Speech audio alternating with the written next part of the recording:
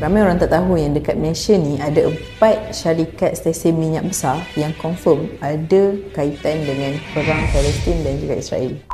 Minyak bukan sekadar tenaga. Dalam dunia moden, syarikat minyak antara sumber utama kekayaan global, dan bila duit tu berpusing, ia boleh tentukan siapa yang dibiayai dan siapa yang dizalimi. Hari ini, jom kita tengok beberapa stesen minyak utama di Malaysia dan siapa sebenarnya di belakang mereka.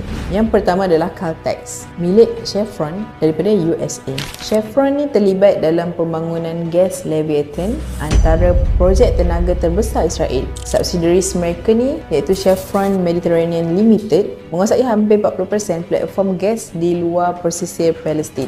Shell milik Belanda. Shell memiliki 35% kepentingan dalam Aphrodite Gas Field, which is ni adalah projek gas yang dikongsi bersama Daylight Drilling daripada Israel. Setiap tong minyak bermakna keuntungan bersama syarikat Israel. Yang ketiga adalah Petron, milik negara Filipin, dimiliki oleh konglomerat San Miguel Corporation, which is Filipin disenaraikan antara negara yang secara terbuka menyokong operasi ketenteraan Israel. Petron juga pembayar cukai tertinggi di sana yang secara tak langsung menyumbang kepada sokongan tu.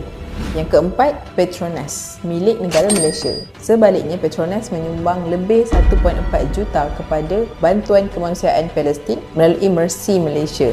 Petronas ni antara syarikat minyak besar dunia yang kekal tegas menyokong rakyat Palestin.